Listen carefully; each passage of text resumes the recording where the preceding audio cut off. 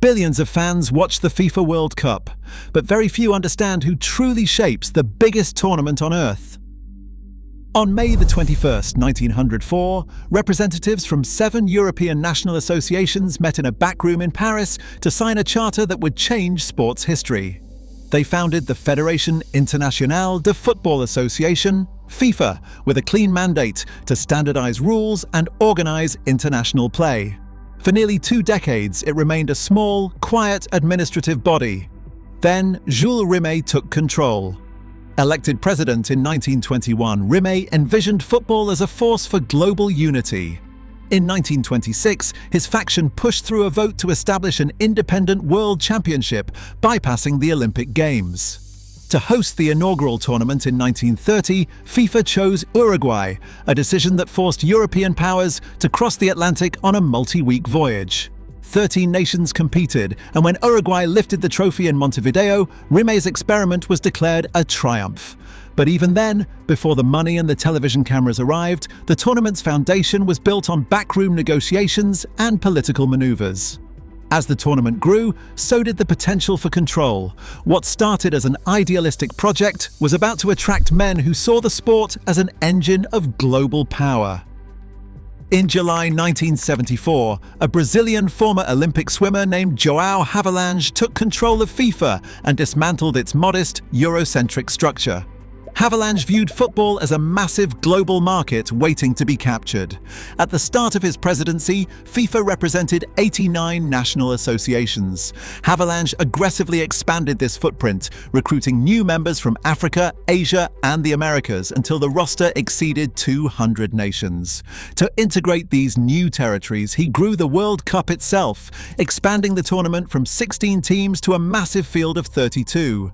But a global empire required unprecedented capital. How could a small, quiet administrative body fund such rapid expansion?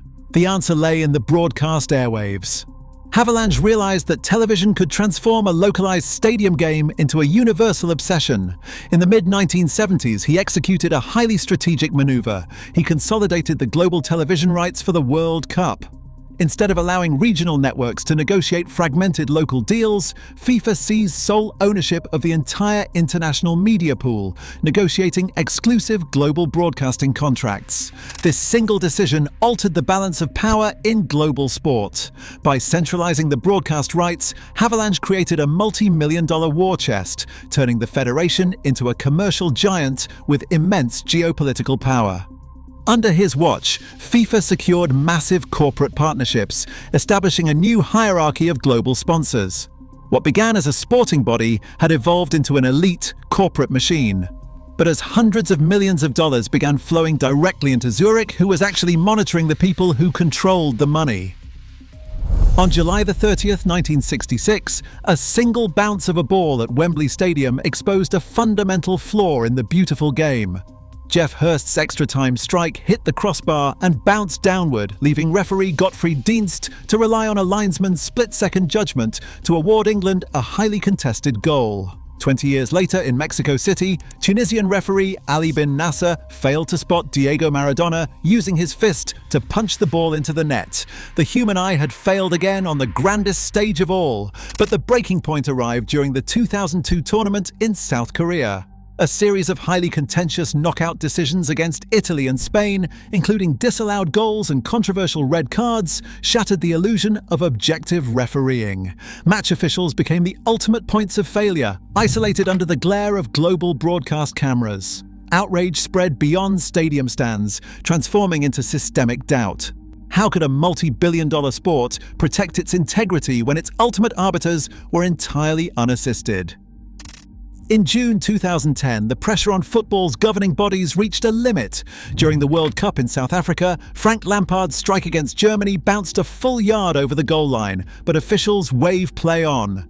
Days later, Uruguay's Luis Suarez used his hands to block a certain Ghana goal on the line. Facing intense global scrutiny, FIFA President Sepp Blatter abandoned his opposition to electronic assistance.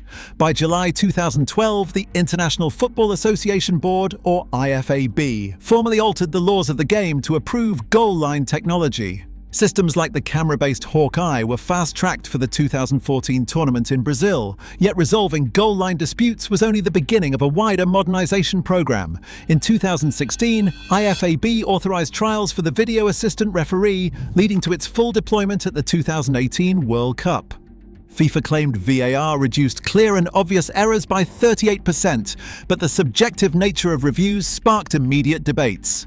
To address offside disputes, FIFA introduced semi-automated offside technology in 2022, using 12 stadium cameras and connected ball sensors tracking 29 points per player 50 times a second. But did eliminating human error solve the controversy, or did it merely transfer control from referees to algorithms? The algorithms defending the rules are only necessary because the product on the pitch has become too valuable to be left to chance. By 2022, the World Cup had evolved from a sporting tournament into a highly engineered financial system. Control of this system does not rest with players or fans, but with the capital that funds it. During the Qatar cycle, broadcasting rights alone generated $5.3 billion, making international media networks the primary stakeholders of the game.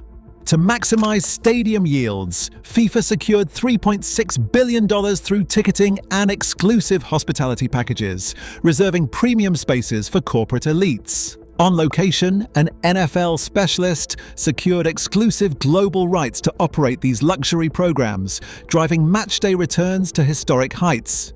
Meanwhile, an additional $3.3 billion flowed from sponsorship and global marketing rights, turning the matches into a continuous commercial billboard.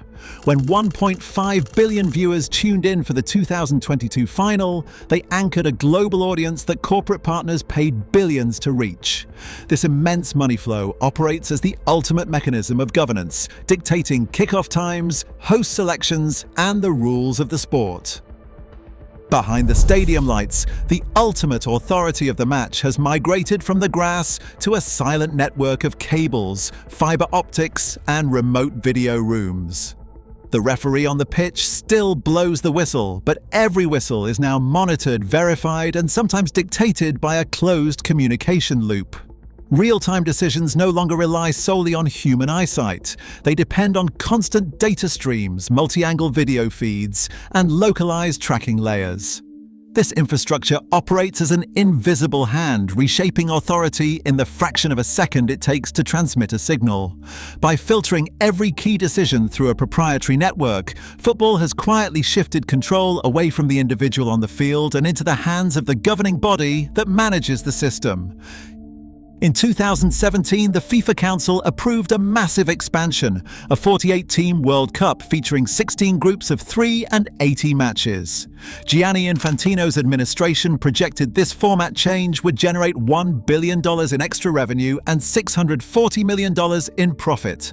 The growth did not stop with international play. FIFA scheduled a brand new 32-team Club World Cup to debut in 2025. While organizers argue these tournaments drive global inclusion, elite players are paying the price. Top athletes now face around 60 matches a season. As recovery windows shrink from 7 days to just 4 or 5, the physical toll is compounding. Recent data reveals injury incidence has reached 12%, while reported mental health concerns have climbed by 30%. Can the sport sustain this level of physical extraction for financial gain, or is the machine about to break? As the World Cup grows larger and wealthier, the battle for the soul of football intensifies. Technology evolves and profits soar, yet the ultimate question remains unresolved. Who truly owns the beautiful game?